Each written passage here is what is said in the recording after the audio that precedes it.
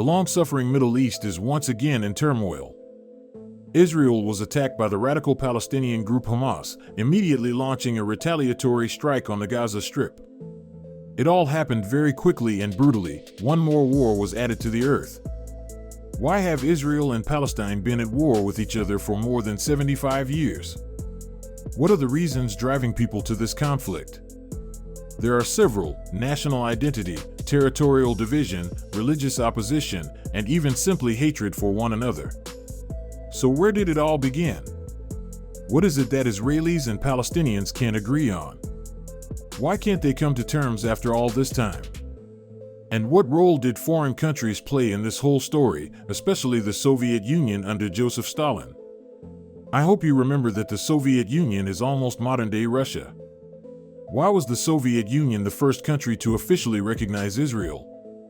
Why did Stalin, who wasn't known for sympathizing with Jews, support the Zionists, supply the newborn state with weapons and military personnel, while the United States remained cautious and distant? What was hidden behind this unexpected act of goodwill?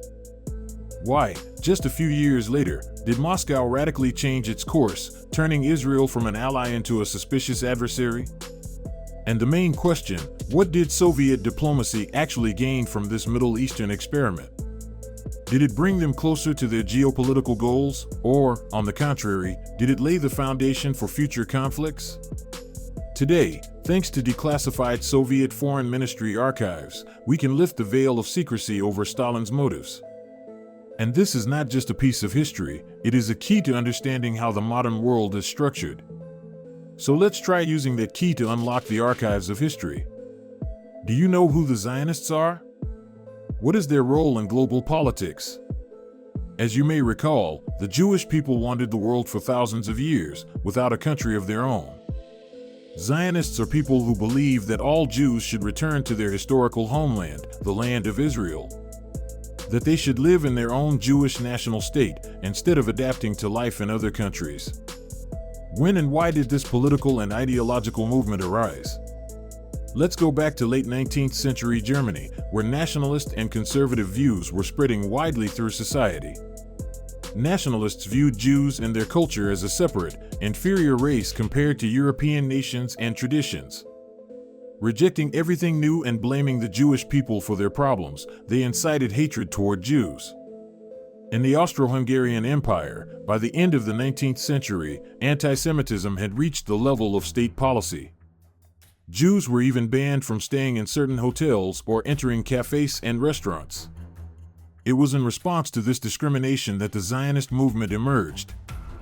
One of its founders is considered to be journalist Theodor Herzl, an Austrian Jew, who wrote the book The Jewish State in 1896.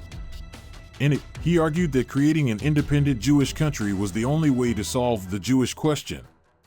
Herzl tried to tell the world about the hard fate of a people who weren't allowed to become equal citizens of the countries they lived in. Jews were seen as outsiders everywhere, regardless of how long their ancestors had lived on that land. Theodor Herzl believed that Jews needed to return to their native Palestine and establish their own state there. And that this would be important not only for Jews, but for all of Europe. There would be no more outsiders, and hatred toward Jews would fade on its own. How wrong he was. Turns out, you can be an anti-Semite even in places where there haven't been Jews in a long time. In 1897, the first Zionist Congress took place in Basel, Switzerland. There, the movement's main goal was declared: to establish a Jewish national home in Palestine. This event fueled the fire of anti-Semitism. Allegedly, at secret meetings in Basel, Jews adopted the document The Protocols of the Elders of Zion, which outlined a plan for world domination by Jews and the destruction of all other religions. The protocols were published in huge numbers in many languages, including Russian. Can you imagine how much hatred toward Jews increased? In reality, it was a clever forgery. Some believe the secret police of the Russian Empire were involved, others say it was the work of a Masonic lodge. But either way, the document was fake. This was confirmed both by independent investigations and modern science. The most important evidence came from journalists who were present at every session of the Congress, recording every word that was said. And there were no secret meetings at all. So, what decision did the Congress make? Exactly what the entire Jewish people had been hoping for, to try to create their own state so they would no longer have to wander the world. Palestine remained the desired place for this Jewish state. At the time, it belonged to the Ottoman Empire, and Jews were treated there far better than in Europe. They turned to the Turkish Sultan, Abdul Hamid II, for help. Herzl himself personally traveled to Turkey to ask for permission to settle Jews in Palestine. The Ottoman state was already deeply in debt externally, and Herzl offered the Sultan £150 million in gold and help paying off the debt. Abdul Hamid warmly received the Jewish leader, even awarded him a medal. But he refused to grant land. "We keep our borders open to welcome oppressed Jews from all over the world," the Sultan said. "They may live anywhere in the Ottoman Empire, but not in Palestine." Abdul Hamid couldn't allow non-Muslims to settle in Jerusalem, fearing he'd violate Allah's will and hand over the holy Al-Aqsa Mosque to outsiders. So what could be done? What if they tried negotiating with a powerful European state that supported the Jewish desire to return to Palestine? They turned to mighty Germany, only to be rejected. In 1903, one of the most infamous Jewish pogroms in the Russian Empire took place in Kishinev. And so, the Zionists went to Russia. But Herzl was not able to meet Emperor Nicholas II. Instead, he was received by Minister Plehve. By the way, the Zionist leader met with Plehve twice, and Herzl was pleasantly surprised by how well the Russian minister knew about the Zionist movement. Nicholas II, after being briefed by Plehve about the visit, reacted calmly, saying that Russia only needed talented Jews, and the rest could move to Palestine. Of course, this solution didn't satisfy the Zionists. An interesting fact: many Jews criticized their leader for meeting with Plehve, accusing him of organizing the Jewish pogroms. But Herzl himself considered it a good diplomatic move. Unfortunately, the results of the negotiations with Russia remained only on paper. For a while, the Jewish question was left hanging in the air. Then, Great Britain reminded the world of itself, another country playing a significant role on the world stage, especially at the end of World War I, when British troops defeated the Turks who controlled Palestine and most of the Middle East. It's worth noting that the British Army had a Jewish legion, composed of Jewish volunteers from different countries. In the fall of 1917, when the defeat of the once great Ottoman Empire was already inevitable, the British cabinet, which supported the Zionists, was deciding the fate of Palestine. It was becoming clear that Britain would become its protector, and the Jewish people would be able to start a new historical chapter there. All that remained was to inform the Zionists. They didn't take long, and already on November 2nd, British Foreign Secretary Arthur Balfour officially declared that Britain was not opposed to the establishment of a national home for the Jewish people in Palestine. The famous Balfour Declaration was an official letter to the President of the Zionist Federation, in which the British government promised to help create a national home for the Jewish people in Palestine. This was truly very good news for all Zionists. But what was really meant by the phrase national home? The British phrased their decision so vaguely. Was this truly an independent state, or just a small autonomous region in Palestine? The cautious British were in no rush to clarify, watching how power was aligning on the political stage, and, after all, it wasn't in London's interests to give up rights to this land. But what if we look at this question from a different angle? Did the British even have the right to divide foreign land? After all, Palestine had been conquered by the Arabs and soaked in their blood. In general, the countries that won World War I believed that the peoples oppressed by the Ottoman Empire should gain freedom and independence. That's how Syria, Lebanon, and Iraq appeared on the world map, and their populations were generally not opposed. Of course, not everything went smoothly. Mistakes couldn't be avoided. The Ottoman Empire was home to many different peoples, and not all of them were able to form their own countries. For example, the Syrians got Syria, but the Kurds, who were even more numerous than the Palestinian Arabs, ended up living in Kurdistan, an ethnic region split between 4 countries. But the old world was crumbling, maps were being redrawn, and the creation of new countries on the ruins of a once great empire seemed completely logical and natural. The establishment of a Jewish state fit well into the spirit of the time. Now the Jews, who had once left Palestine but had never forgotten it, wanted to return. It's not like there were no Jewish communities here before, they had existed for thousands of years.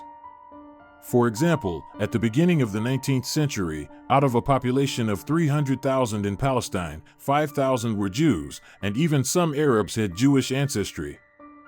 By the end of the 19th century, nearly 500,000 people were living on this land, and among them were 28,000 Jews. In Jerusalem, Jews made up almost half the population. In 1904, after the Kishinev pogrom, a wave of Jewish immigrants flooded into Palestine. This would later be called the Second Aliyah, the return of Jews to their historic homeland. 10 years later, the Jewish population in Palestine would be around 85,000. These were not just people fleeing pogroms in search of a better life, they truly believed in the rebirth of the Kingdom of Judah. Jews would buy abandoned, hard-to-farm land from Arabs for almost nothing, sweating and bleeding over every stone for the sake of future harvests. The dream of happiness had never been born in such pain and with such noble persistence. At that time, the Arabs only smirked, they thought the Jews were buying dust and wind. If only they could have seen a few decades into the future. In April 1920, at the San Remo Conference, the Allied powers gave Britain the mandate for Palestine, obligating it to implement the Balfour Declaration. Now, the phrase national home started to gain real meaning. Jews could come to Palestine and begin a new life. And just 2 years later, the League of Nations, which later became the UN and included 51 countries, ratified this mandate. It should be added that the United States was not a member of the League, but by a special resolution of Congress, it supported the decision. Now Britain was officially obligated to support Jewish immigration as part of its international commitments. The Zionists rejoiced, not realizing how premature that joy was. The Arab population of Palestine opposed the resettlement of the Jewish people and began forming its own national movement. The Arabs didn't like that the British government was helping the Zionists, and from time to time, national and religious conflicts flared up in Palestinian territory.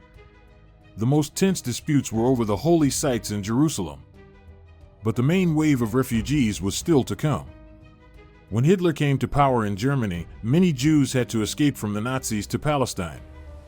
And the unquenchable fire of hostility flared up with renewed force. The Arabs rise up in rebellion, demanding a ban on Jewish immigration and the sale of land to Jews, as well as independence from the British Mandate. The uprising was suppressed, but Great Britain, which had always supported the Jews, suddenly turned toward the Arabs and introduced restrictions on Jewish immigration to Palestine.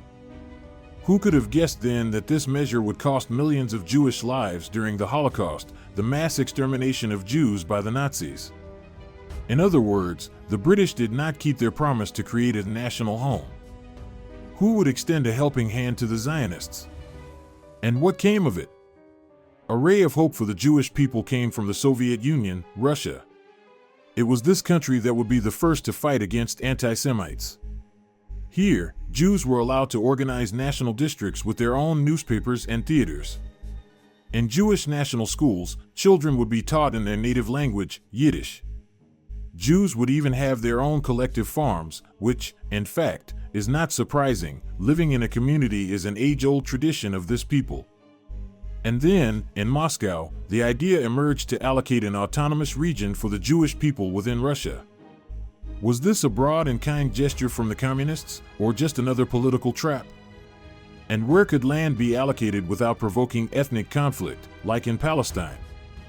The Jewish Pale of Settlement was located in Ukraine and Belarus, and their populations were unlikely to welcome the creation of a Jewish autonomy there. In central Russia, it was also impossible. Local peasants already lacked fertile land themselves. And a young state like the Soviet Union at that time could only support a new autonomy through agriculture. So, what if they turned to the East? There was the Middle East, why not the Far East? There was a sparsely populated area there that could be given to the Jews without major consequences. Besides, Japan and China were nearby, and the USSR needed to strengthen its borders. Harsh climate conditions? But Jews are a hardworking and resilient people, used to working anywhere. In the end, this region was handed over to the Jewish people to establish the JAR, the Jewish Autonomous Region of Biarbidzen. Today, this might seem insulting to a people deprived of their homeland, but back then, even American Jewish charity organizations supported Stalin's plan and provided funding. Jews cautiously began moving to Biarbidzen. Among them were also immigrants from other countries, even from Palestine, filled with hope to live and work on their own land. They weren't afraid of hardship or the climate. These people wanted to feel like equal inhabitants of planet Earth. But most still decided not to move. Why didn't the Jews abandon the idea of their own state in Palestine, even after receiving land? The Jewish people gradually began settling the Far East, but soon realized that the banks of the Amur River were a mistake. Uninhabited foreign lands, a harsh, unfamiliar climate, and borders with unfriendly neighbors were not the best prospects for building a home. And the Jewish people's historical roots in Palestine were simply too deep. Even if the land of Palestine was nothing like the Promised Land, it resembled more a God-forsaken desert and was far behind European countries in terms of development. People there were dying of hunger and diseases that had long been curable in Europe. Many couldn't endure it and left, but those who stayed stubbornly cultivated the land, believing that agriculture was a historical craft. Everyone lived and worked together peacefully in kibbutzim. These were community settlements where the fruits of labor were shared equally. Practically, communism. To protect the population, the Haganah was created, a Jewish underground military organization that later became the foundation of the Israeli army. A little later, a militant group called the Irgun broke away from it, which would respond to aggression with aggression. The dreams of the Jews were slowly beginning to come true. But Britain once again betrayed those to whom it had promised help. How and why? Let's figure it out. The British continued to obstruct Jewish immigration to Palestine. Historical fact. In February 1942, the Romanian steamer Struma sank in the Black Sea. On board were nearly 800 Jewish refugees trying to escape the Nazis and reach Palestine. The ship, in poor technical condition, arrived in Istanbul, but the British authorities refused to allow the refugees to enter Palestine, fearing Arab outrage. Turkey also did not allow the people to disembark and towed the ship into open waters without a working engine. The next day, Struma and its passengers perished in an explosion. Only one person survived. There is a theory that the ship was attacked by a torpedo from a Soviet submarine, which mistook it for an enemy vessel. However, this theory remains unproven. By the way, Struma was not the only ship carrying Jewish refugees that met a tragic end.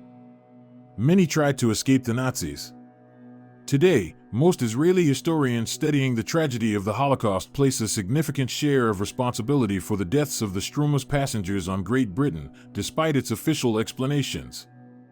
Back then, in response to the deaths of hundreds of its fellow Jews, the Jewish underground created an organization called Fighters for the Freedom of Israel, led by Abraham Stern.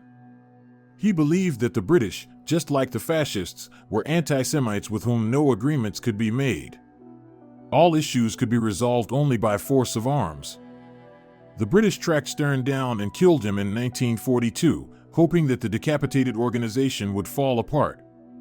But the underground movement continued to exist even without its leader. And soon, it would remind the world of its presence. World War II ended, but it didn't solve the Jewish question. In Germany, Austria, and other countries, thousands of Jews remained who simply had nowhere to go. Some tried to return to Poland, where they had lived before, but after encountering a wave of hatred, were forced to flee again. Why did the Poles harbor such hatred toward the Jews? Unfortunately, anti-Semitism did not disappear after the fall of the Reich. Its roots had deeply penetrated people's consciousness, and they continued to hate Jews even after the Holocaust was revealed. Poland was one of those countries where the authorities supported anti-Semitic sentiments. They say that Poles saw Jews as communists, whom they hated just as fiercely. But most likely, the main reason was ordinary Polish nationalism and greed. After all, Jews were demanding the return of their property confiscated by the fascists. As a result, in Poland in July 1946, a Jewish pogrom was deliberately provoked, in which about 40 Jews were killed. Notice, it wasn't fascists, but ordinary citizens who killed innocent people. It must be said that both the US and the UK justified the Poles.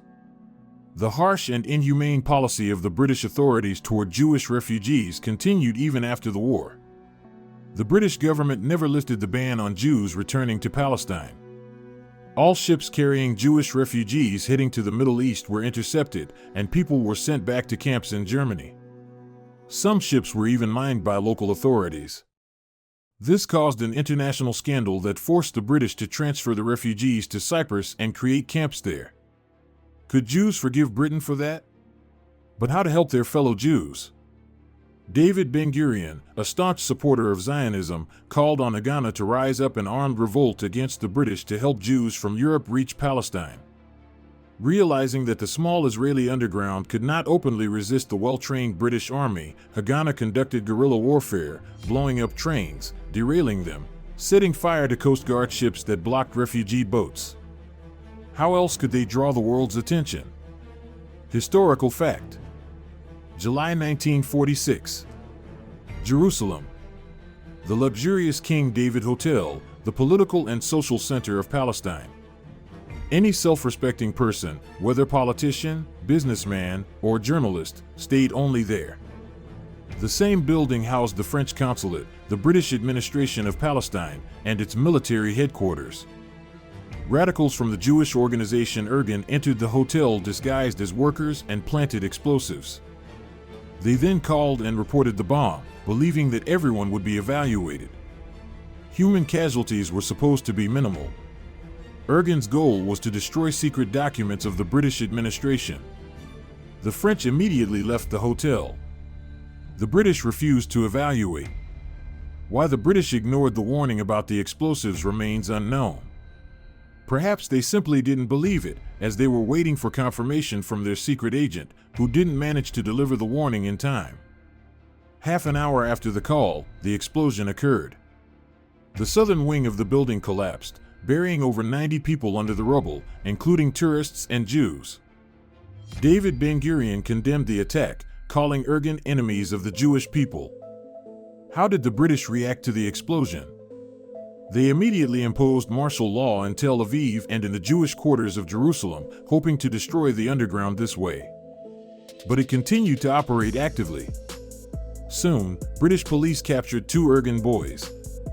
The teenagers, not even 18, were facing prison and 18 lashes. Jewish fighters warned the Mandate authorities, better avoid public punishments. But the British pretended not to hear and flogged one of the boys. The radicals didn't delay their response.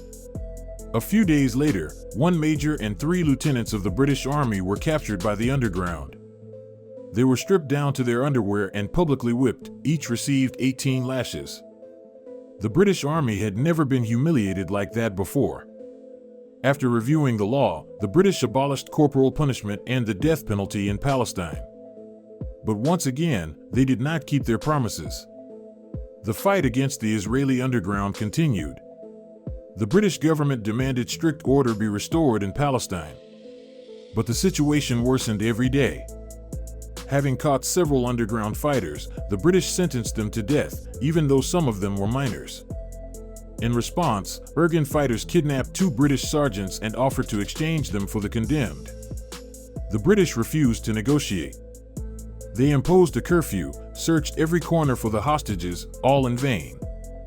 The underground warned again they would avenge the deaths of their comrades. London demanded toughness to show who was in charge in Palestine. In the morning, the British hanged the 3 condemned fighters. 2 days later, in an orange grove, the British sergeants were found hanged. Tension reached its peak. The police were furious, firing at all public places and killing civilians. But no Jew in Palestine was ever hanged again. Under media pressure, the British government had to end the senseless war and give up the mandate. Now the fate of Palestine was to be decided by the United Nations. And so we come to the question, who actually stands at the origins of the State of Israel? And what political secret lies behind this?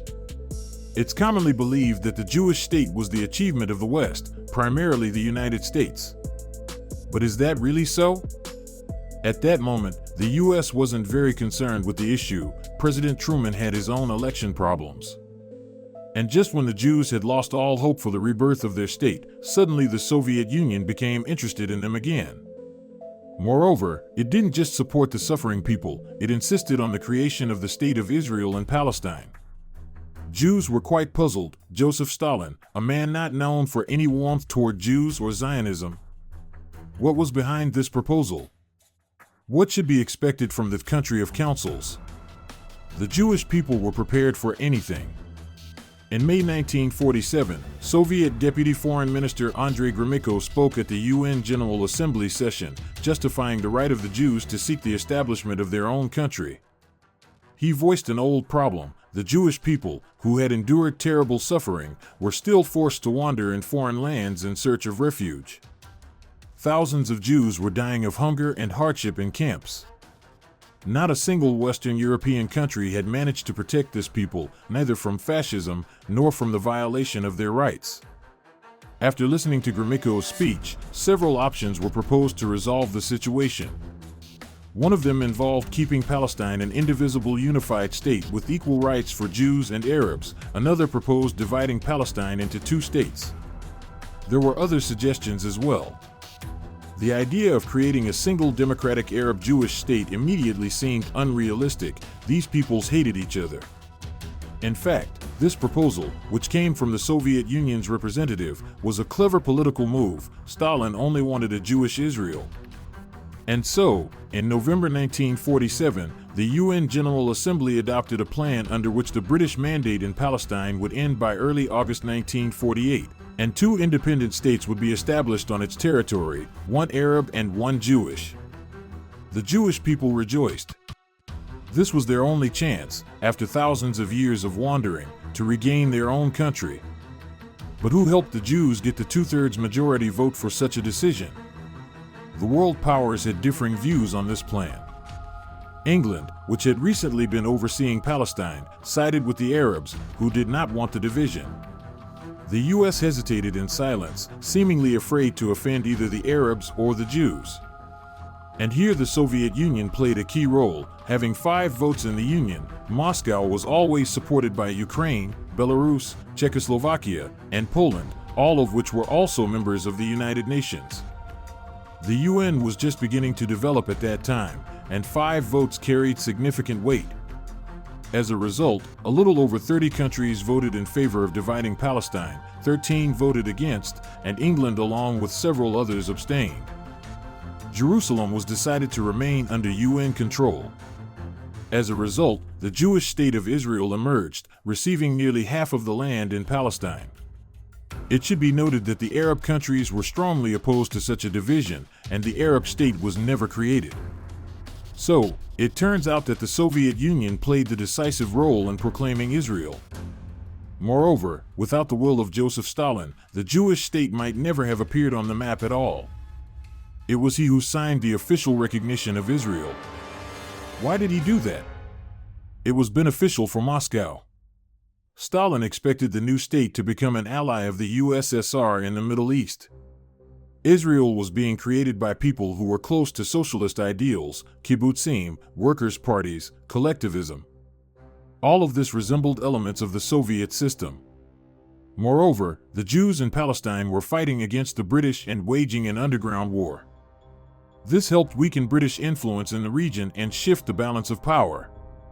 The Soviet Union needed to remove Britain from the Middle East because England had signed a treaty with Jordan that allowed the British to keep their weapons there, creating a direct threat to the Soviet country. And so Stalin began to support the Israelis.